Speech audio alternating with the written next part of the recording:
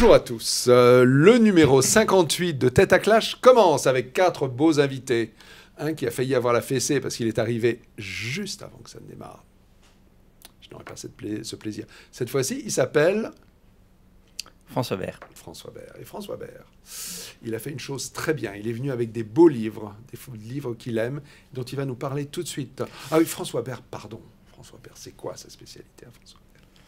Le discernement. Le discernement. J'aime beaucoup ce mot-là. C'est un mot, depuis que je connais François, que j'ai fait mien, le discernement. Et à propos de discernement, François a vu 2 livres dont il veut nous parler, qui ont un rapport avec un sujet qu'on va aborder juste après la présentation. Oui, qui reviennent, qui sont plus que jamais d'actualité. Il y a d'abord le livre qu'a écrit Driss Ghali sur David Galula, qui remet en perspective l'histoire étant un médecin, et la pensée de cet homme. Hein. Et je profite pour aller aux origines, donc d'aller lire Galula dans le texte, hein. Contre-insurrection, théorie et pratique. David Galula, c'est un officier français qui est sorti de Saint-Cyr en 1939 à peu près, puis qui après a fait Deuxième Guerre mondiale, guerre Indochine-Algérie, et qui a été pendant des années en Chine pendant la révolution communiste. Il a vu de l'intérieur comment s'organiser la révolution. À quel titre était-il en Chine? Il était détaché là-bas comme officier, voilà. Ah oui, et donc il a suivi de très près le Kuomintang, vu comment les choses se passaient. Il a écrit un livre qui est absolument précurseur, qui a été à l'époque peu repris, qui a quand même inspiré un certain nombre d'actions, notamment le plan Chal est clairement, en Algérie, clairement inspiré d'un certain nombre de recommandations de Galula. Mais Galula a eu son vrai succès aux États-Unis, où il a enseigné à Harvard là-bas. Il a écrit ses livres, d'ailleurs en anglais au départ, c'est traduit. Et ça a été repris en 2004-2006 par Général Petraeus sur la manière dont il a dû gérer... C'était celui qui était en charge de l'Irak. Voilà, de l'Irak, qui a fait la sortie de l'Irak un peu en accéléré, mais qui s'est inspiré. Alors, pour ceux à qui ça aurait échappé, François Bert est un Saint-Cyrien. Et donc, c'est à ce titre-là aussi qu'il s'intéresse beaucoup aux choses de l'armée. Et qu'il aime bien ces histoires de tactique, de stratégie. Voilà, et on verra à quel point, justement, la tactique n'empêche pas de s'occuper de la population. Et donc, il y a une action civile prioritaire dont on ferait bien de s'inspirer. Très bien, merci beaucoup. C'est un peu long, mais c'est vraiment très intéressant. Le deuxième, avec son beau costume bleu, il s'appelle Jean-Louis Masson. Il est sénateur de la Moselle. Bonjour. Bonjour Jean-Louis. Et il est également ancien député. Très bien, le troisième, c'est Christian Van Est. Il a été tellement député qu'il est maintenant député honoraire. Voilà, c'est ça, tout à fait. Ça, voilà. Mais il continue à faire de la politique, notamment en président de la Droite Libre et le Rassemblement pour la France, le RPF, qui est un parti gaulliste. Et puis, il a aussi une spécialité qui est l'identité, puisque j'ai eu l'occasion de publier il y a pas très longtemps, finalement, un livre qui s'appelle L'identité ou la mort. Très bien, rassurez-moi, vous n'allez pas commencer à parler de vous à la 3e personne, hein, parce que c'est... J'ai failli. Oui, okay. J'ai failli, mais j'ai glissé à temps. Ok, le 4e est un nouveau. Alors, nouveau dans cette émission, il n'est pas nouveau dans les médias. Hein. Il s'appelle François de Voyer. Alors, il est entrepreneur et président du Cercle Audace. Tout à fait. Voilà. Il a été un de ceux qui a organisé la réunion récente avec Marion Maréchal. La Convention de la droite. La Convention de la droite, voilà, qui a pas mal pesé et clashé. Voilà, allez, on se retrouve dans quelques secondes pour le premier sujet. À tout de suite. Premier sujet, les listes communautaires. Faut-il les interdire? Alors, c'est le projet de Bruno Retailleau, projet qui vient d'être voté au Sénat. Hein? Non. Ça n'a pas été voté? Non. Ça a été présenté? On a voté au Sénat la loi sur le voile dans les écoles. Ok. Il a simplement déposé la proposition de loi. Très bien. Alors, c'est sur cette proposition-là, au moins, que je voudrais vous faire débattre.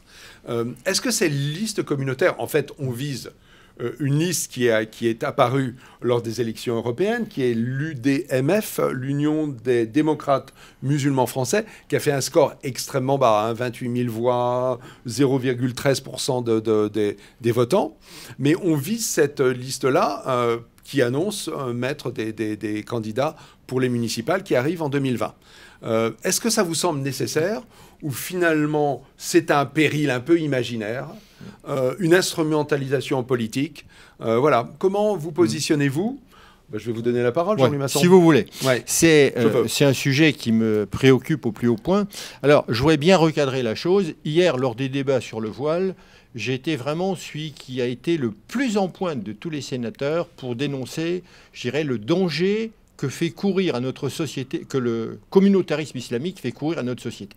Donc, je ne couvre en aucun cas le communautarisme, et même, disons, je regrette que la plupart des parlementaires de droite comme de gauche, mais y compris de droite et notamment chez les Républicains, disons, mettent la pédale douce sur le système. Par contre, je crois que c'est très contre-productif et c'est inacceptable, à mon avis, d'interdire des listes sous quelque prétexte que ce soit. Nous sommes en démocratie. Comment peut-on, en étant en démocratie, dire « moi je veux bien que ceux-là, ceux-là, ils n'auront pas le droit de se présenter ». Parce qu'à ce moment-là, il n'y a plus de démocratie. Au moment de l'élection, hein, il est absolument nécessaire que les uns et les autres puissent s'exprimer. Nous sommes en République. Mais ça serait aberrant s'il y avait un parti royaliste ou bonapartiste ou quel qu'il soit, dire, ben, c'est ça, mais ça serait aberrant de dire, ah ben non, nous on est républicains et donc on interdit aux voisins qui ne pensent pas comme nous d'être candidats. Donc, et d'ailleurs, si à l'époque on avait interdit le MRP, qui était un parti communautariste au sens religieux, qui était issu de la démocratie chrétienne, oui. Bon, disons, personne n'aurait compris. Alors, il faut être très ferme, très dur avec le communautarisme islamiste, mais il ne faut pas lui apporter de l'eau au moulin. Parce que si nous apportons de l'eau au moulin en leur privant d'un droit civique de se présenter à des élections, à ce moment-là, il serait fondé légitimement pour se défendre. Et je voudrais juste dire un tout petit mot encore, oui. Hein, je ne veux pas monopoliser, cette opération est une opération interne du Parti des Républicains qui essaye, qui va à la dérive, parce qu'ils n'ont plus aucune crédibilité, et ils essayent de se raccrocher aux branches. Hein. Mais hier, on a vu, quand on a voté sur le voile, qu'il y avait un tiers des sénateurs républicains qui n'ont pas voté pour l'interdiction du voile dans les écoles. Et là, bien évidemment, il faut interdire le voile dans les écoles.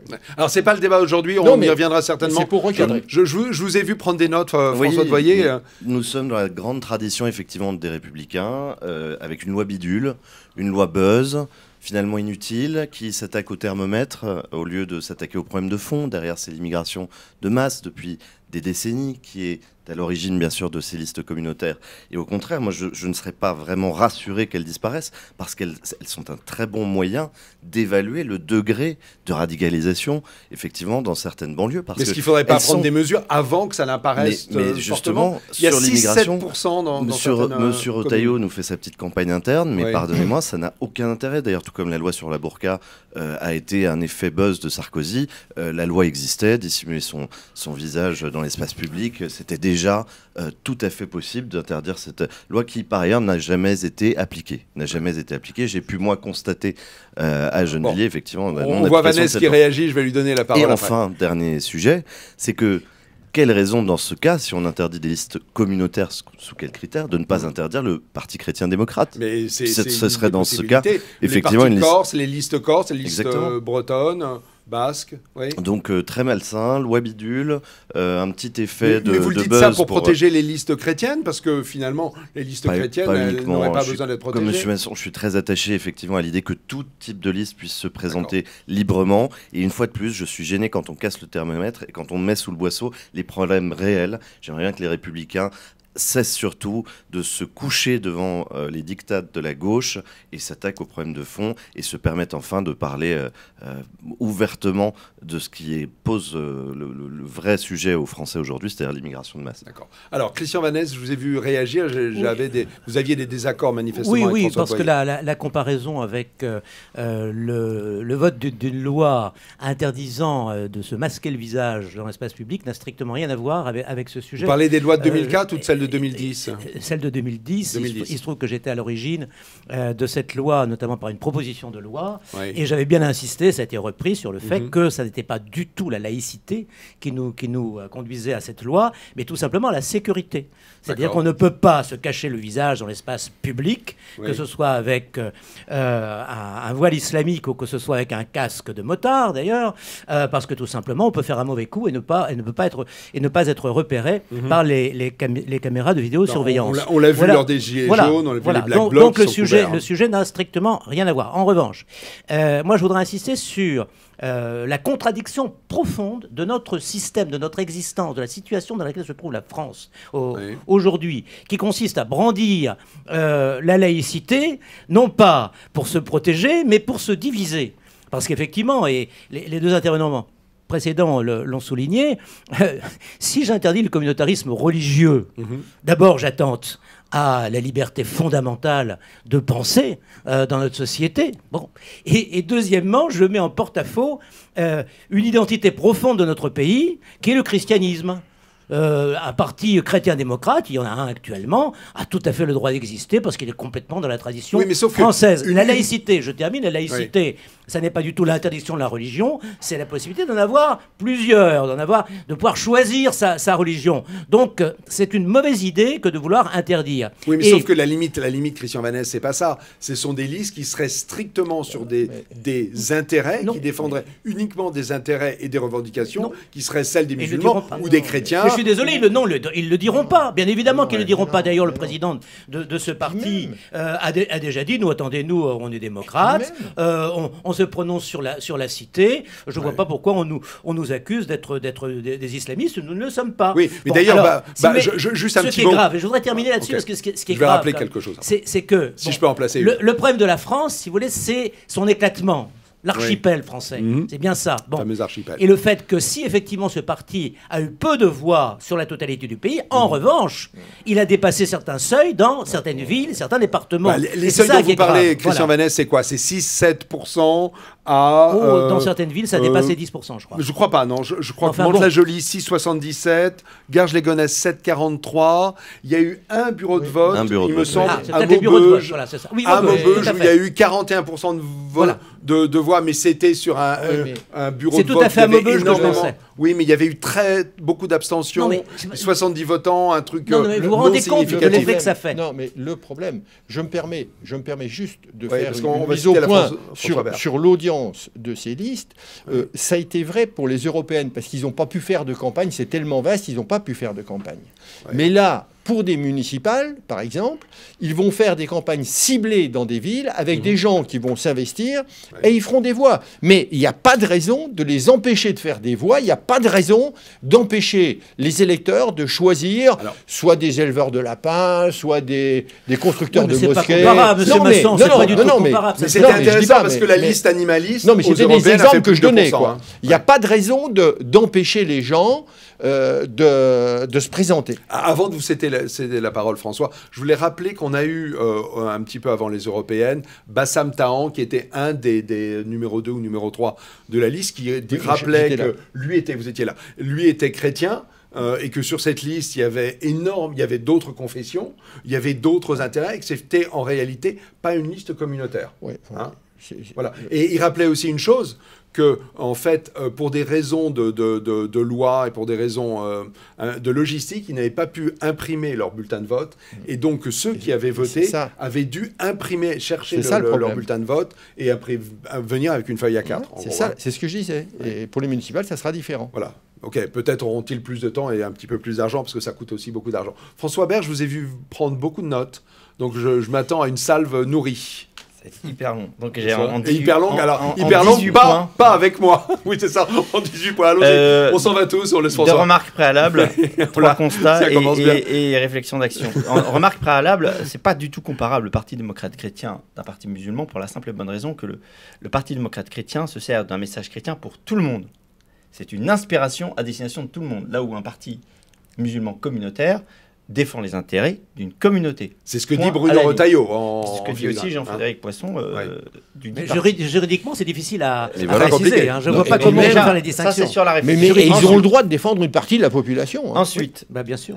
Allez, François, la loi sur la burqa. Ça n'est que la deuxième partie de l'introduction. La loi sur la burqa, pour moi, n'est pas comparable. On mesure une loi, c'est comme toute action, et d'ailleurs en politique, on devrait mieux s'en inspirer souvent, qu'à la possibilité qu'on a de la mettre en œuvre jusqu'à la fin. Et dans l'armée, on parle des points de passage obligés. C'est-à-dire on a un endroit qui est facilement contrôlable. La loi sur le burqa, quand vous voyez la population, c'est très chaud à contrôler. Réussir à faire en sorte que ce soit mis en œuvre, concrètement, il y a une telle démultiplication possible que c'est très chaud. Là, les partis, le point de passage obligé, il est très facile. Et puis il y a un Donc, risque d'émeute à très chaque facile fois. à contrôler. Donc c'est pas C'est comparable. quoi le point de passage? C'est quoi? Ouais. C'est Bah, ça, l'autorisation? concrètement, c'est- oui, il y a une autorisation. Donc c'est très facile, Ouais, beaucoup plus facile de contrôler l'accès aux listes communautaires Ouais. que la burqa dans la rue. Et puis il y a un autre Donc- élément, c'est que quand il y a une loi qui est votée dans un conseil municipal, elle est forcément soumise à l'agrément du préfet.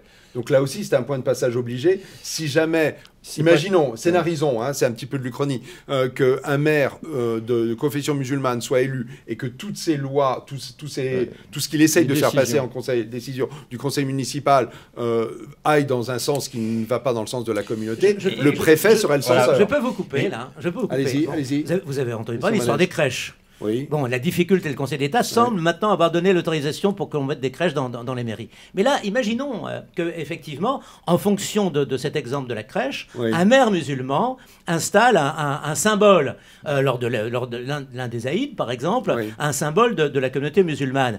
Comment pourra-t-on lui interdire? On ne pourra pas lui interdire. Mais si on En autorise les Angleterre- crèches, on va lui autoriser En ça. ça, c'est Angleterre, sûr. j'ai vu que dans des conseils municipaux dont le maire est musulman, Oui. il y a maintenant une prière musulmane qui est dite au début du conseil municipal. ok. Bien sûr, c'est tout à fait choquant. Et je pense qu'en France, ça, ce sera interdit par le préfet. Mais malgré tout, le problème est là. Ce qui est grave, c'est la scission du pays, la séparation du pays.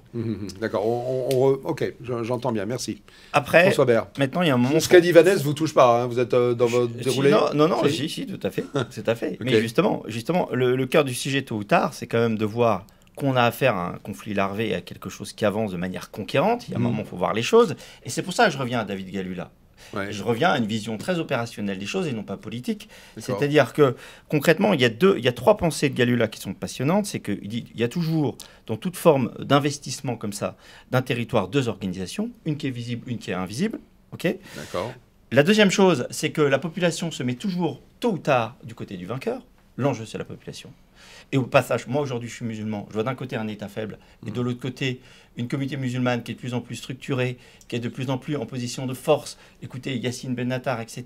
Et qui, elle, avance sans état d'âme. Il y a un moment où je vais basculer. Et la troisième chose, c'est justement le fait qu'il y a un ventre mou, en fait, et qu'en fait, il y a toujours trois parties dans une population. Il y a des radicalités des deux côtés. Il y a un ventre mou Oui. qui est toujours prêt à basculer. Et il basculera du côté du vainqueur. Et donc, pour moi, sur quelque chose comme ça, il y a deux niveaux. Je n'irai pas plus loin après dans la réflexion. Il y a une partie visible. Et là, moi, je suis quand même assez favorable au fait de trouver un maximum de moyens légaux pour limiter l'affaire. Et c'est une vraie réflexion à avoir. Je suis d'accord que ce ne soit pas aussi simple, mais une vraie réflexion à avoir, notamment en parlant de la Limiter l'affaire, ça destination. voudrait dire interdire les listes communautaires et principalement, pour parce moi, qu'en fait, c'est pour celles moi qui au sont maximum. visées. C'est-à-dire qu'il ne faut pas créer des occasions d'une position de force. C'est-à-dire qu'aujourd'hui, si on prend un peu de recul et qu'on voit qu'on est dans une guerre de type insurrectionnel, qui est une guerre de long terme, aujourd'hui, on peut dire que se crée, et c'est pour ça, je vous incite vraiment à lire, de voir comment les choses se font, comment on crée en fait des espaces où la loi, c'est comme dans les mafias, c'est-à-dire qu'on s'aperçoit qu'en fait, il fait mieux vivre dans un endroit où nos droits sont assurés, où notre sécurité est assurée, là où l'État dit loyaliste fait plus le boulot. C'est Oui. comme ça qu'on crée les choses. Aujourd'hui, vous avez des zones de non-droit où concrètement l'État ne rentre plus et où concrètement la loi est faite par d'autres personnes et où concrètement même le bon mec, même le non-musulman se dit, bah au fait, certes je suis dans la zone, mais en fait celui qui fait la loi, lui, il l'a fait vraiment. Et En l'espèce, les voilà. zones de non-droit, c'est plutôt lié à la drogue Oui, que tout à qu'à fait. une religion. Mais là, on est en train de créer, et pour moi, c'est pas du tout antinomique, des zones de territorialité où petit à petit, on va faire reculer la loi française et républicaine.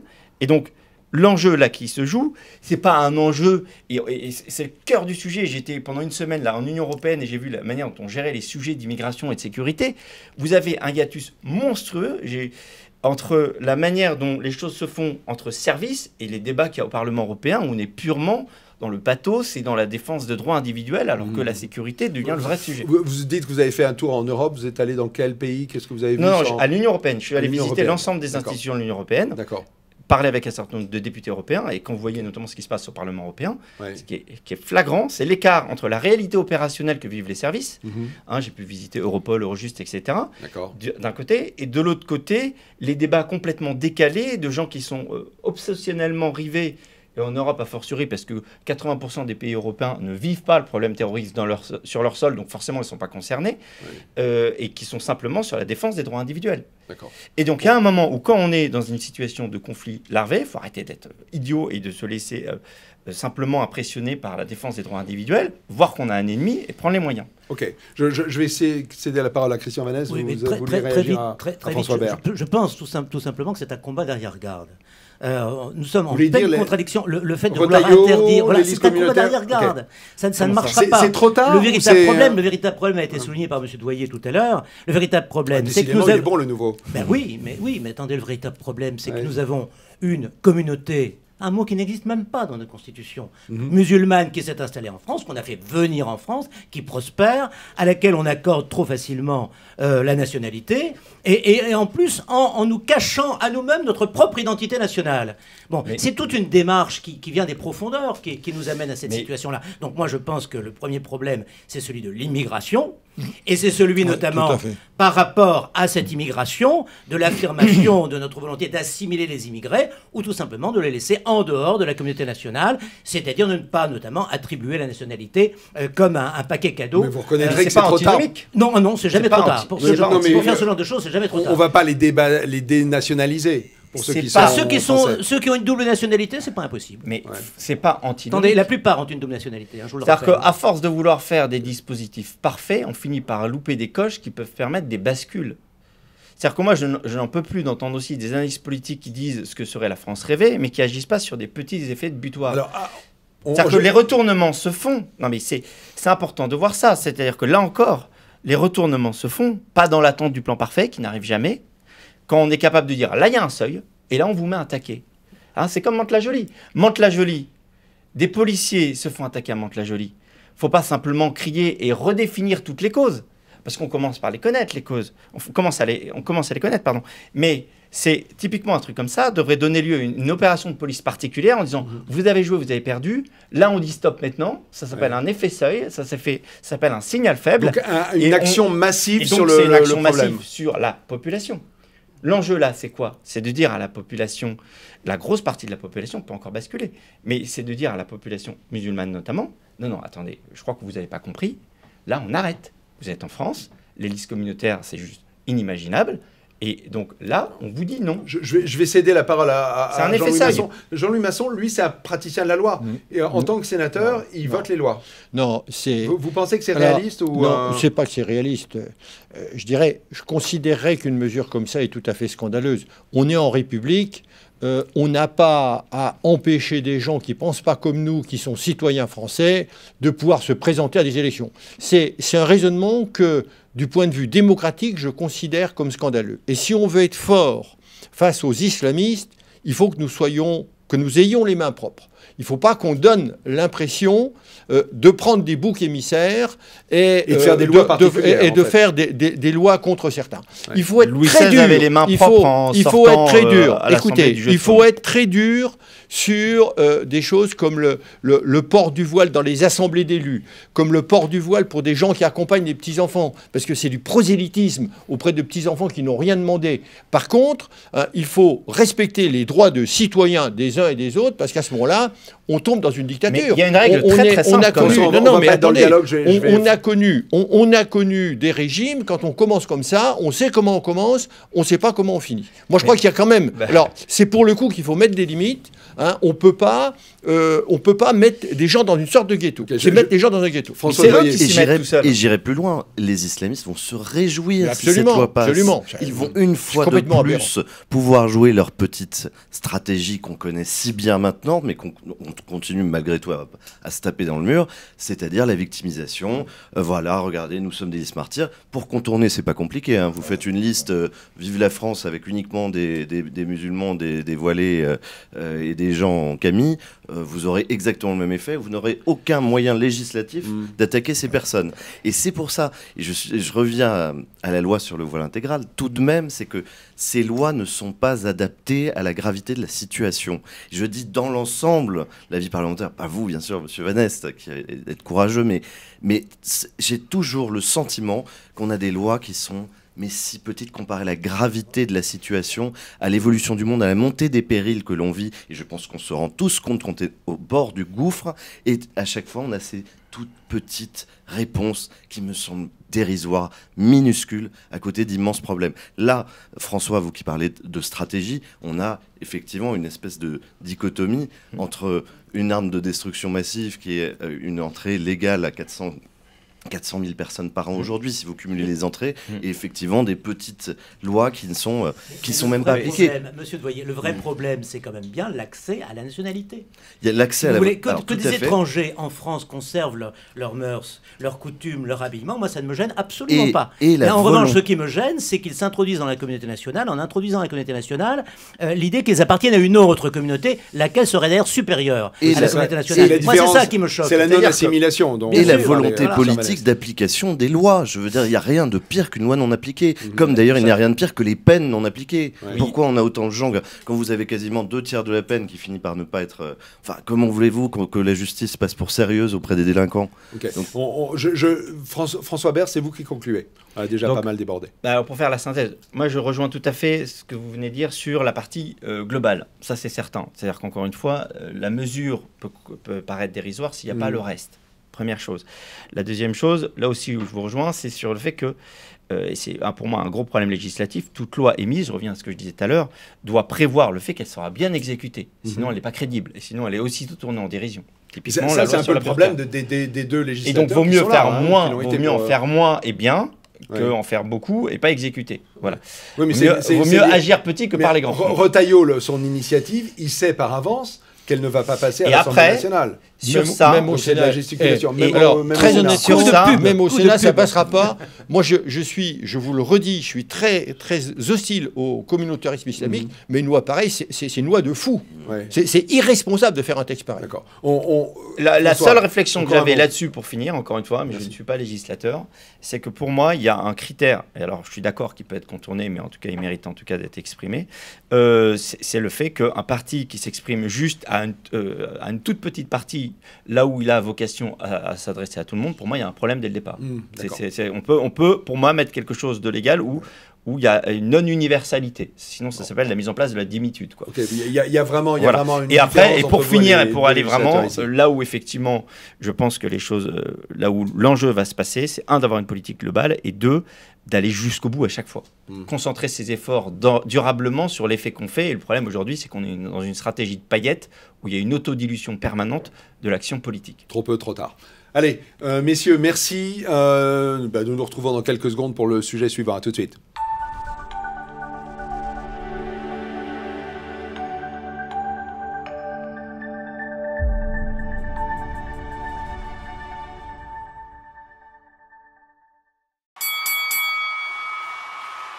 Rebonjour. Le Brexit est-il impossible? Est-ce que, quand on est un pays de l'UE, on ne peut pas en sortir? Moi, il me semble que ce qu'il se passe, les péripéties, les péripéties en Angleterre, la dernière étant le vote, les élections anticipées obtenues par Boris Johnson, la nuit dernière. On enregistre un mercredi, on sera diffusé un vendredi. Donc il y a des élections qui sont prévues le 12 décembre. Mais est-ce que finalement, on se rend compte? C'est peut-être ça qu'il faut se dire. C'est que finalement, quand on a rejoint l'UE, c'est quasiment impossible de défaire ces liens. C'est peut-être ça que nous dit l'Angleterre. Qu'est-ce que vous en pensez? Allez, Jean-Louis Masson, vous... Non, je pense que quand on entre dans l'UE, on peut en sortir, mais on se heurte à un certain nombre de problèmes. D'abord, les autres pays de l'UE font tout ce qu'ils peuvent pour mettre les bâtons dans les roues. Les bien-pensants, partisans de l'UE, eh bien, ils sont toujours là pour faire des élections, mais quand ils perdent des élections, quand le peuple désavoue par référendum, eh bien, ensuite, on essaye de trouver les moyens pour contourner la position du peuple. Ça me fait penser à l'attitude, au comportement scandaleux de M. Sarkozy, parce que le référendum avait été rejeté. Le référendum sur le traité de l'Union européenne avait été rejeté. Bon, Sarkozy change 3 virgules, il dit, bah oui, c'est plus le même traité, alors que c'est exactement le même traité, et il passe par le peuple, il crache à la figure figure des gens qui ont voté Ok, au mais référendum. là c'est le Et là, Brexit, c'est mais l'Angleterre qui justement, veut sortir. Et l'Angleterre va sortir, je pense, parce que Boris Johnson, ils ont la chance d'avoir quelqu'un qui, bien qu'il soit un peu caricaturé, est un homme d'une certaine valeur, qui a un charisme. Et je suis persuadé que, sauf événement imprévu, attentat ou quoi que ce soit, je suis persuadé que Boris Johnson gagnera largement les élections et que dans le mois qui suit, il sortira. Et ce qui est de très bien, ce qui serait désastreux, ça serait qu'il y ait une sortie dure. Il faut que ça se fasse progressivement. Et je crois que là, on est parti pour que ça se passe bien. Oui, d'autant plus que Boris Johnson, finalement, a obtenu des choses que Theresa May n'avait pas obtenues. Il a obtenu un accord de l'UE. Il a réussi à obtenir des élections. Donc, a priori, ça va dans ce sens-là. Du backstop aussi. Très absolument. important. Oui, alors le backstop, on n'en est pas... Oui, à mon avis, il avait trouvé une solution. Ça, c'est la bombe à retardement du processus. Hein. Mais on pourra peut-être en reparler. Ils vont d'abord sortir et la bombe pètera après. Voilà. Oui, bravo. Sauf que la bombe, elle est au cœur de l'Irlande et elle risque de... Le royaume des Unis, à la limite. Hein. Très fort, oui, avec l'Écosse qui menace de faire sécession, en fait. Une partition du royaume des Unis. François Berge, je vous ai vu vouloir intervenir. Allez. Oui, bon, on peut dire que en fait, le Brexité, c'est filé à l'anglaise, mais à l'heure espagnole. Oui, voilà. Oui, c'est drôle, d'accord. En décalé. Mais voilà. Mais pour moi, c'est marrant, ça me fait penser un peu au divorce avec une personnalité toxique. Vous savez, il y a un tel enquistement de choses, un tel accumulation de lieux de dépendance qu'en sortir est assez compliqué et vertigineux. Ouais. Et pour moi, en fait, on a l'impression de ça. C'est-à-dire que ce qui se passe dans la peur, et pour avoir interrogé un certain nombre d'entrepreneurs aussi qui sont confrontés, quelqu'un que j'ai rencontré récemment qui me disait qu'une grosse partie de son chiffre d'affaires était affectée, mais il n'est pas affecté par l'impossibilité d'un commerce futur, il est affecté par le fait qu'il y a toute une chaîne d'indécision qui paralyse tout le monde. Enfin, pour l'instant, c'est la faute des Brites qui n'arrivaient pas à se mettre d'accord. Cette chaîne d'indécision, à partir du moment où elle se dénouera, les choses pourront se faire. Il va y avoir un peu de difficultés, mais moi j'ai plutôt bon espoir qu'après, à partir du moment où les choses sont faites, tout va rentrer dans l'ordre. Et pareil, pour faire le lien avec ce que je vous évoquais tout à l'heure de mon expérience de rencontre dans l'Union européenne, ce qui était absolument flagrant dans toutes les rencontres que j'ai faites, c'est que ne marche que ce qui vient du bas. Pour donner un mot anglais, tout ce qui vient bottom-up. Et tout ce qui est de l'ordre de la coordination. C'est votre coping-out de macroniste, hein. Bottom-up, c'est la... C'est le contraire, il est plutôt top-down. Il a annoncé bottom-up, il est peut-être top-down. Par les Français, s'il vous plaît. Voilà, c'est le Brexit, il faut s'habituer. Je leur concède ça. Je tiens beaucoup à l'emploi de la langue française. D'ailleurs, l'un des bons côtés du Brexit, c'est que j'espère que l'Europe va cesser de parler anglais. Il n'y a plus aucune raison qu'on parle anglais. Malheureusement, c'est pas sûr. Non, c'est bien pour ça que je le dis. C'est ça. Mais en tout cas, il parle gaélique en Irlande. L'idée pour moi serait, et c'est à mon avis un bon modèle à proposer pour l'ensemble des pays européens, c'est de se désengager de cette construction qui fait perdre un temps monstrueux. Il faut savoir, le temps européen, c'est 5 ans. C'est-à-dire que dès que vous voulez régler un problème et que vous le faites justement par le haut, c'est 5 ans. Donc vous arrivez à un résultat, un dispositif qui est décalé de 5 ans par rapport au contexte sur lequel il s'est élaboré. Et ne marche réellement bien que ce qui est fait. Et j'ai eu quand même je vous donne ça, c'était incroyable, 2 lapsus absolument monstrueux. Je ne sais pas si vous étiez conscient de personnalités travaillant à la commission, mais on dit ça. Le premier a dit coordination impossible mais nécessaire. Coordination impossible mais nécessaire. Deuxième lapsus monstrueux. Ah oui, ce sujet-là, on l'a traité en bilatéral et pas par les institutions parce qu'il était sensible. Sous-entendu, quand on commence à faire du sérieux, off, ça marche, mais on fait du bilatéral et on fait des choses en direct. Et donc, ce que détricote un peu le Brexit, c'est le bon truc, c'est plutôt que de toute cette espèce de dépendance de paquebot manœuvrant dans une crique grecque, on le détricote par quelque François, chose. je vais poser la question à François Devoyer. Est-ce que finalement, pour moi, le Brexit, c'était l'exemple qui était en train d'être forgé par l'Europe pour dire aux autres, vous ne pouvez pas sortir? Est-ce que finalement, c'est pas en train de se transformer en... Certes, c'est difficile, mais finalement, peut-être qu'on va y arriver après moult enseignements. Sur la situation anglaise, c'est très compliqué. Le Brexit, d'après ceux à qui j'ai pu en discuter et qui sont spécialistes de l'Angleterre, il aura lieu. Il aura lieu avec ou sans Johnson, mais a priori Johnson est plutôt dans une position de force. Les On en sondages, doutait parce qu'on voulait faire revoter. Hein. Il y avait quand même tout mais ça. Mais les sondages le donnent gagnant aujourd'hui. Ouais, c'est 54%, plus que les 52%. Voilà. Oui, c'est ça. Donc 10-15 points d'avance sur les travaillistes. Hein. Mais j'allais dire, ça les regarde. Ce sont nos ennemis héréditaires, il faut toujours le rappeler. Mais ce que ça révèle surtout, ça révèle, c'est d'une part l'impuissance de l'Union européenne, sa passivité, son impotence, qui a tout de même été... Enfin, il n'y a eu aucune initiative réelle de la part de l'UE pendant toute cette phase très longue.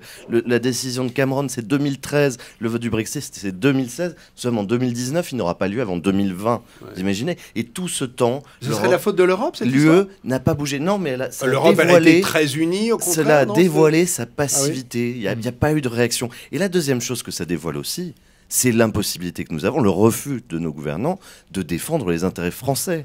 On aurait une épingle à tirer, finalement, notre épingle à tirer de cette situation. Finalement, est-ce que l'affaiblissement de l'Angleterre, on est entre nous, moi je ne suis pas appelé tout de suite, en tout cas, à un poste ministériel, mais est-ce qu'il ne faudrait pas justement profiter de cette situation pour reprendre des marchés Mais c'est une opportunité immense. Et au lieu d'en profiter, au lieu de préparer la sortie, au lieu de s'acoquiner avec l'Écosse, pourquoi pas, pour faire tomber le Royaume-Uni, après tout, ça pourrait être un vieux rêve français. Je ne dis pas que je le souhaite, hein, mais j'ai l'impression que tout ça n'est même pas pensé. François, si je vais plus loin dans votre pensée... Vous connaissez ça? Non. The Old Alliance. Il y a un bar à Paris. Par-dessus. Qui s'appelle The Old Alliance, AULD en ancien anglais. Qui célèbre un traité que personne ne connaît, qui a été, je crois, abrogé que dans les années 50, où la France et l'Écosse avaient droit mutuel de vote aux élections locales. Charles VII avait sa garde personnelle, c'était la garde écossaise. Voilà. Les Écossais ont été très longtemps. Un bar dans Paris. Un bar à whisky, près de Saint-Paul. C'est votre tante Berthe qui... Non, mais bar à whisky, forcément. Voilà.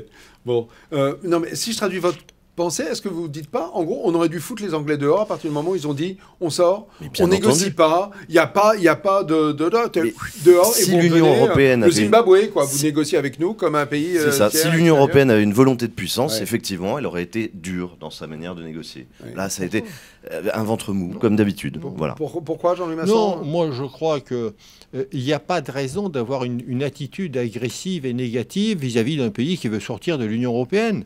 Je pense qu'il faut respecter.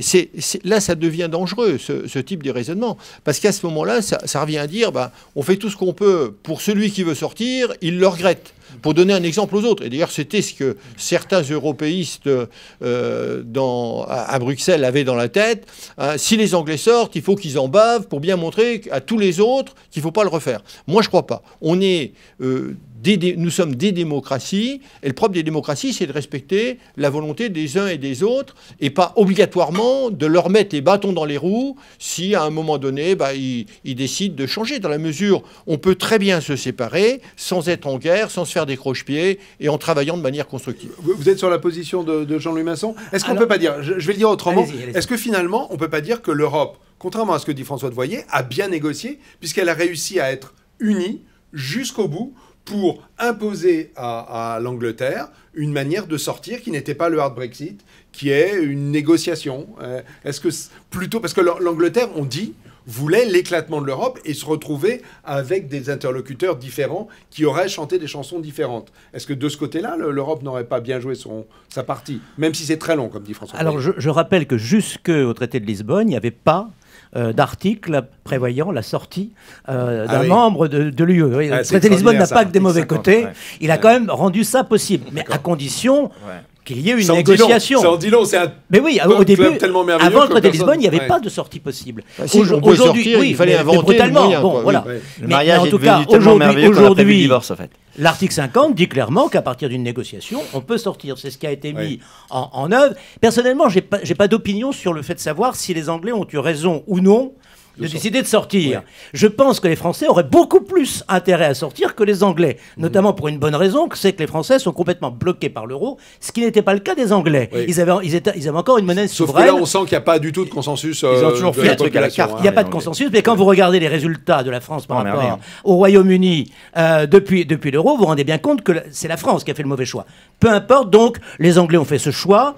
Boris Johnson, finalement, a réussi ce qui n'est pas loin d'être un exploit, de faire accepter la nouvelle négociation un nouvel accord par l'Union européenne qui maintenant est pressé que ça s'arrête, parce que et il se trouve simplement en but à une majorité dénuée de la moindre légitimité au Parlement britannique, qui, elle, est hostile au Brexit. Voilà ce qui se passe. Et on a là un phénomène qui est lié directement à l'Europe. C'est quoi ce phénomène? C'est le phénomène essentiel. C'est le phénomène de la division entre les pays d'en haut et les pays d'en bas. C'est-à-dire que les populations qui sont frappées par la mondialisation sont effectivement pour des mesures comme le Brexit. Et vous avez au contraire une oligarchie qui profite de la mondialisation et qui, elle, évidemment, est tout à fait hostile à des mesures comme le Brexit. C'est ça qui se passe. Alors, vous avez le peuple britannique qui a voté, et vous avez ensuite une oligarchie qui refuse le vote et qui, malheureusement, est majoritaire au sein du Parlement britannique. Voilà ce qui s'est passé. Alors, maintenant, moi je pense qu'il faut en tirer la conclusion, à savoir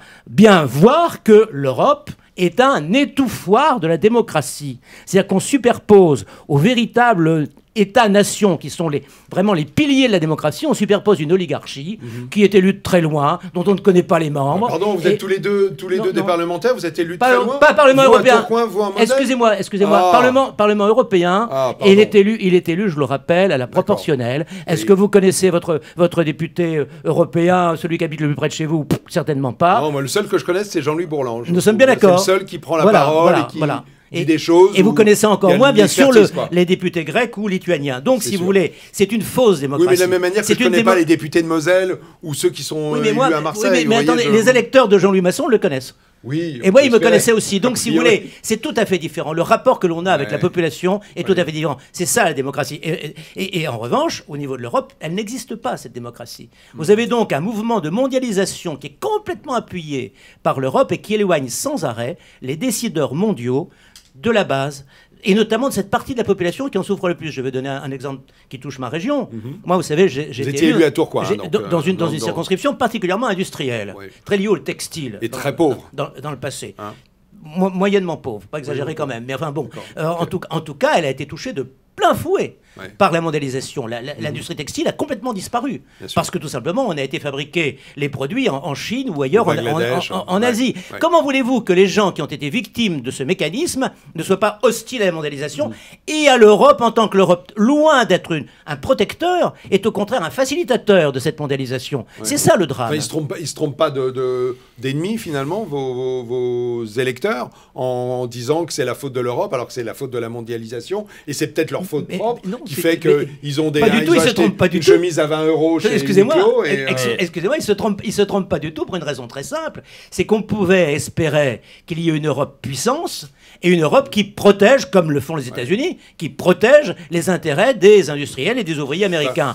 Mais l'Europe ne le fait pas du tout. Au contraire, l'Europe pratique le libre-échange sur une grande échelle. Et donc, on est toujours, par rapport aux pays asiatiques, dans une inégalité totale, avec nous, des droits de douane qui sont proches de zéro, et de l'autre côté, des droits de douane, je pense notamment à l'Inde, par exemple, qui sont extrêmement élevés. Comment voulez-vous qu'on tienne le coup? On ne peut pas tenir le coup. Finalement, vous appelez presque à une Europe plus puissante qu'elle n'est actuellement. Moi, je voudrais une Europe plus manœuvrante. Je voudrais une Europe qui soit, d'une certaine manière, une réunion de tous les nationalismes européens pour défendre effectivement l'intérêt des Européens, comme elle va exactement dans la direction inverse. Moi, je suis pour le Frexit. C'est-à-dire, je suis pour que la France quitte l'euro, quitte l'Europe et retrouve son indépendance et sa souveraineté monétaire notamment. Mais vous savez, je ne veux pas remettre une pièce dans le nourrin, ou dans la machine là, c'est que finalement il n'y a pas du tout de majorité pour le Frexit en France. On y viendra. On y viendra. Pardon, François Baird a voulu prendre la parole.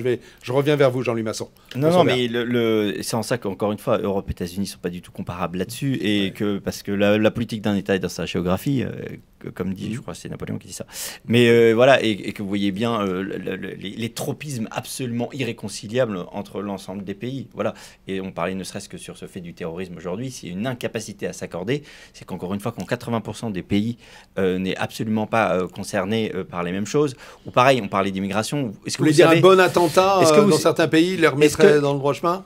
On ne le souhaite pas, et ils ne l'auront pas forcément. Mais est-ce que vous savez le pourcentage qu'on prend, le pourcentage d'immigrés et d'enfants d'immigrés en France et en Pologne? Vous savez les différences de pourcentage? Allez-y.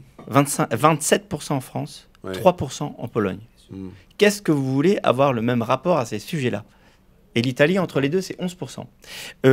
Donc voilà. Je ne sais pas d'où sortent ces chiffres. Parce que de l'Union européenne. Je les ai entendus dans les instances de l'Union européenne de manière officielle. Et l'Allemagne, c'est 25. Bon. Vous avez les analyses de Gourevitch qui sont très pertinentes. Non, donc là-dessus, vous retrouverez ça. Sachant que la France est un pays d'émigration, on envoie les Polonais, on voit les Polonais. Ah, pas du tout. C'est très récent. Vous savez très bien que c'est pas les mêmes substrats. Il n'y a qu'à voir les noms dans l'Assemblée nationale et au Sénat. C'est assez frappant quand même. C'est pas les mêmes socles culturels.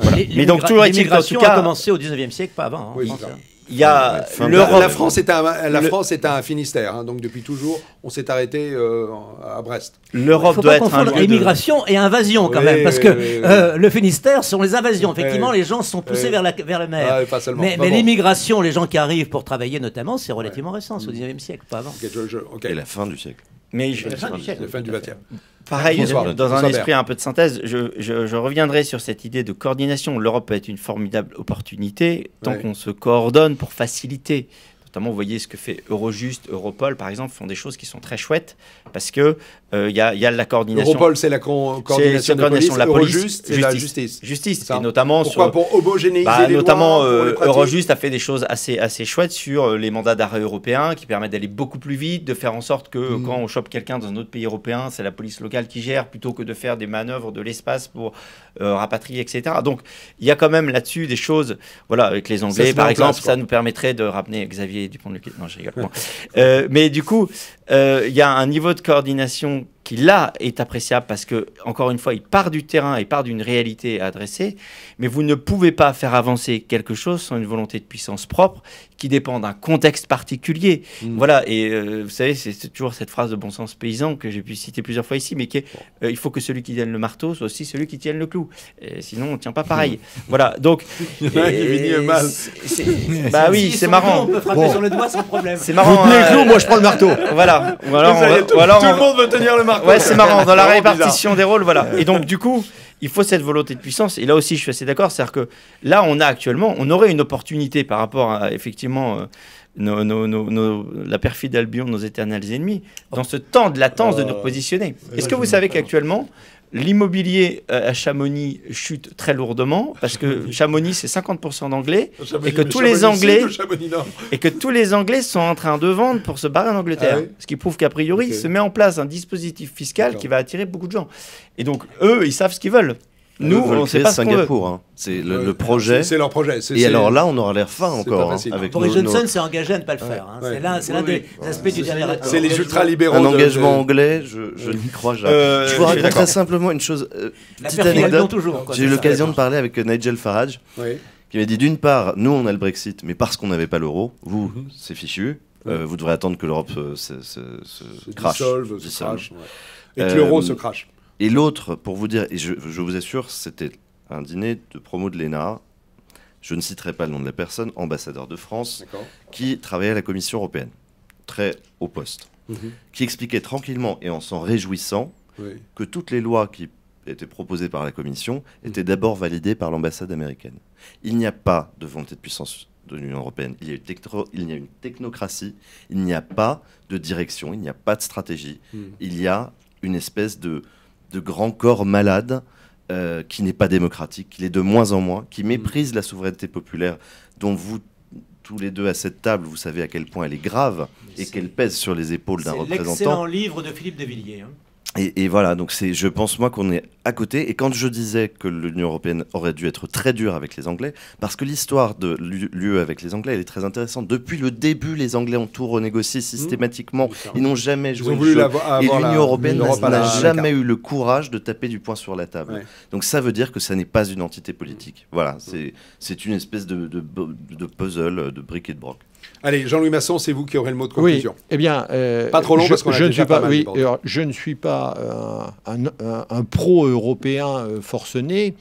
Je suis plutôt partisan d'une Europe, disons, de conjonction d'intérêts des uns et des autres. Donc moi, je ne souhaite pas que ça devienne une structure intégrée où les États n'ont plus rien à dire.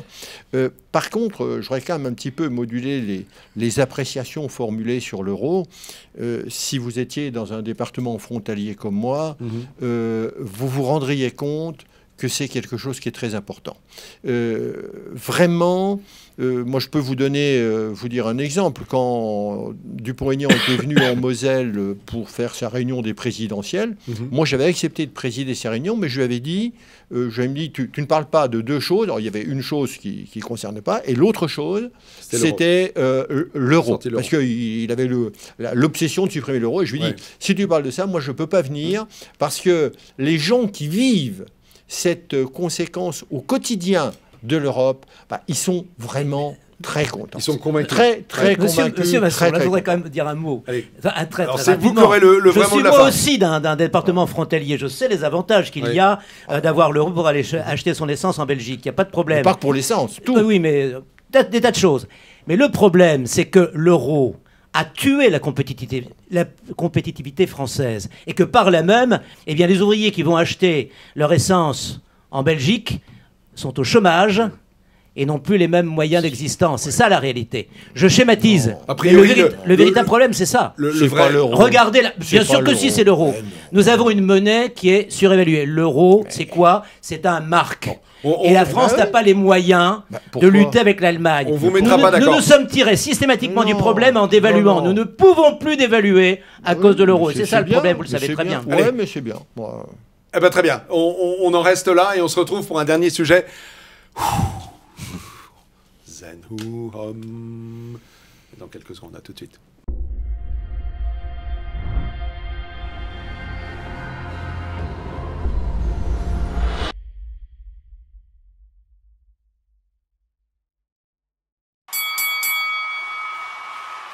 Rebonjour, dernier sujet. Allez, le dernier sujet, c'est la possibilité qu'auraient les commerces de bouche, commerce alimentaire, de fermer à minuit.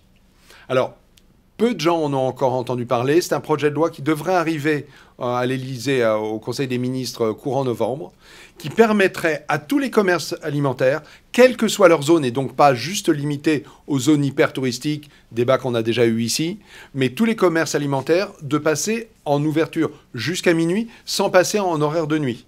C'est-à-dire avec des tarifs spéciaux, des rémunérations spéciales pour ceux qui tiennent ces commerces. Est-ce que vous y êtes favorable ?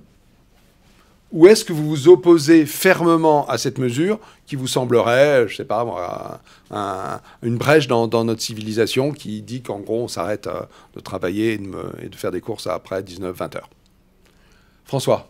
Moi j'y suis plutôt favorable. C'est-à-dire que je vois qu'il y a déjà des supérettes qui fonctionnent sur ce modèle-là. Et je ne vois pas pourquoi on pourrait l'étendre. Oui. C'est la première réflexion. Après, je demande à voir effectivement comment c'est fait. Le vrai sujet qui peut s'y associer pour moi, c'est qu'il faudrait qu'au maximum, on revient toujours à ça, ce genre de discernement soit local. C'est-à-dire que autant il faut que la loi, notamment la loi sur la partie droit du travail, soit claire là-dessus. Mais le danger toujours, on sait très bien que cette loi, elle vient pour contrer les géants, notamment américains, qui n'ont pas les mêmes contraintes et qui déstabilisent. Il y a Amazon Fresh qui arrive dans certaines zones et qui permet d'être livré en quelques minutes, dizaines de minutes. Exactement. Et que malgré tout, on sait très bien, notamment, vous voyez dans les campagnes, comment il y a souvent des épiceries. Enfin, maintenant d'ailleurs, vous avez le bar, épicerie, kiosque à journaux, tout à la fois. Voilà, et donc il faut que ces lieux-là restent des lieux de facilitation, de sociabilité, etc., qu'ils aient des facilités. Mais pour pouvoir l'optimiser, il faut au maximum que l'arbitre de ces autorisations puisse être en local. C'est là, on revient à mon marteau et au clou. Le maire a la possibilité d'autoriser ou de... Pour moi, c'est là que ça devrait se jouer, en tout cas. Ça pourrait être là l'autorité locale. Marteau et clou. Jean-Louis Masson. Alors, moi, je réserve ma position sur l'ouverture. Je ne suis pas a priori hostile, mais je dirais il faut y réfléchir. Par contre, je pense qu'on ne peut pas accepter que ce soit le maire qui décide. Pour deux raisons. Parce que d'abord, il peut y avoir tout un tas de détournements de pouvoir si le maire a lui-même une épicerie dans la commune d'à côté ou quoi. Là, ça devient la foire d'empoigne. Et puis d'autre part, on peut très bien avoir à un moment donné un maire qui dit non, qui interdit aux gens de sa commune, et le maire d'à côté qui autorise. Bon, ce qui veut dire que, disons, ça revient à tuer par la différence de moyens de concurrence, ça vient tuer les commerçants, les possibilités des commerçants dans un secteur. Donc, contrairement à ce que dit François il faut Baird, uniformiser. Oui. On ne peut pas, dans une agglo, avoir Tartampion. Donc, c'est bien de l'ordre de la loi. Ah oui, oui. C'est bien de l'ordre de la loi. D'accord. François Doyer. Alors, d'une part, ça n'est pas à la hauteur. Une fois de plus, ces petites lois, pour moi, ça n'est rien. Voilà, on a des enjeux effrayants et voilà ce qu'on nous sort du placard parlementaire. Mais c'est pas parce que Napoléon, il s'occupait, pour reprendre... ça, c'était un il s'occupait des batailles, il s'occupait aussi des fontaines ensuite, dans Paris. Quelque chose de grave. D'abord, concurrence déloyale parce que qui cela va concerner? Justement pas les supérettes de campagne. Parce que les gens n'ont pas les moyens de fermer à minuit. Ils n'ont pas le personnel pour ça. Ils n'ont pas l'organisation. Ils n'ont pas les clients surtout. Donc une fois de plus, cela va favoriser des grandes chaînes, des gens qui sont déjà installés, qui ont déjà un mode d'organisation très efficace, qui se permettent, alors d'un point de vue écologique catastrophique, j'ajoute cela tout de même, là on est une fois de plus dans l'espèce de schizophrénie habituelle. C'est du en même temps. C'est du en même temps.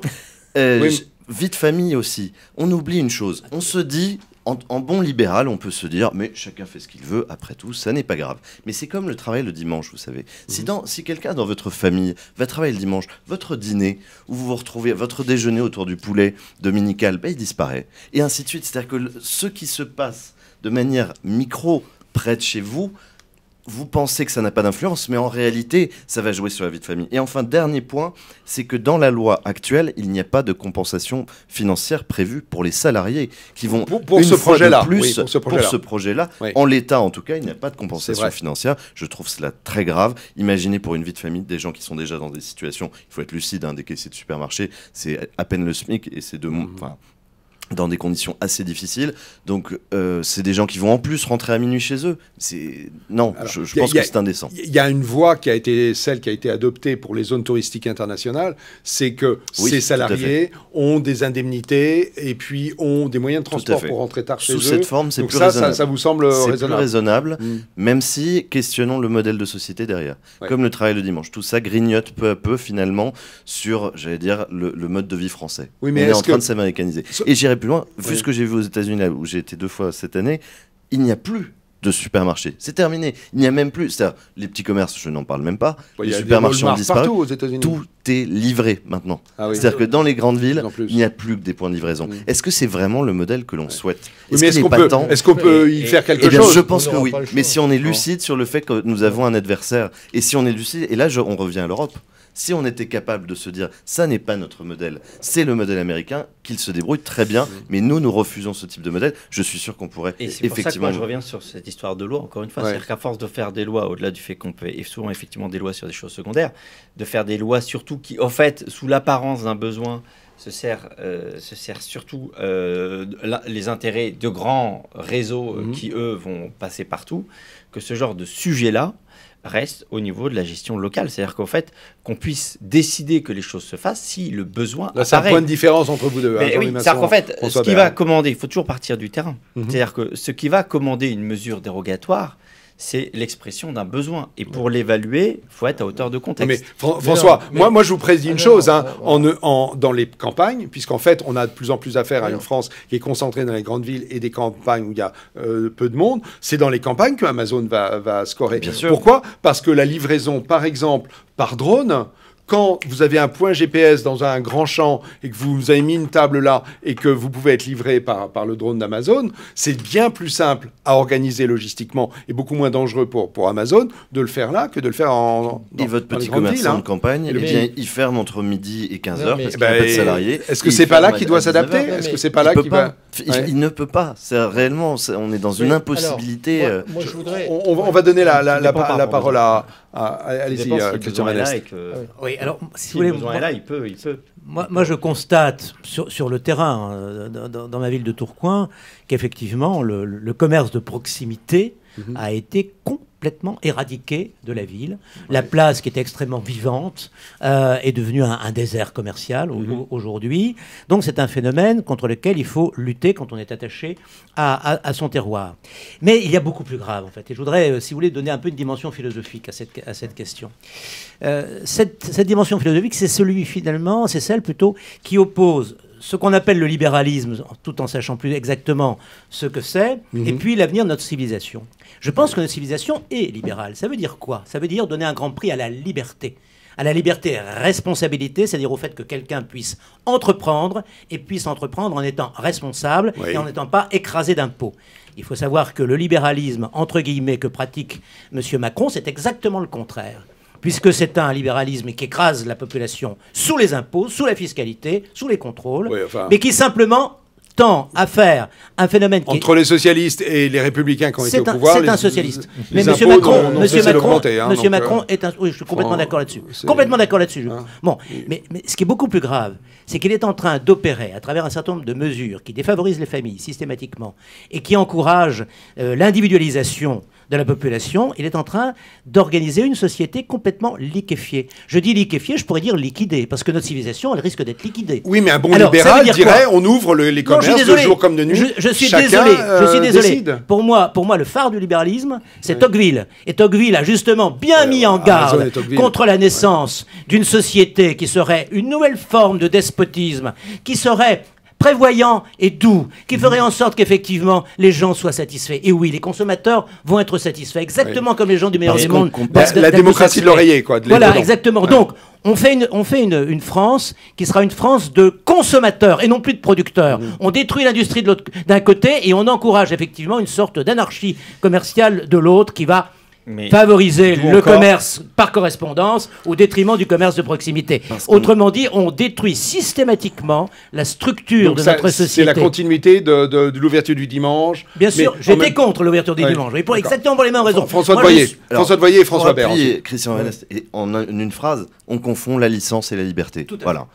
On est dans une société, les libertés disparaissent, les libertés publiques sont attaquées, liberté de manifester, liberté d'expression surtout, et pendant ce temps, en revanche, les licences, on les donne tant qu'on peut, c'est-à-dire ouverture des commerces, pornographie, je ne sais quoi. Ça, c'est de la licence. Dès que ça concerne l'argent, et il faut bien faire la distinction, effectivement, c'est pas une société libérale au sens tocquevillien, c'est une société de licence, de fric, voilà, où on est dans l'égoïsme particulier qui fait le bonheur de tous, mais alors vraiment, le vice est avantagé.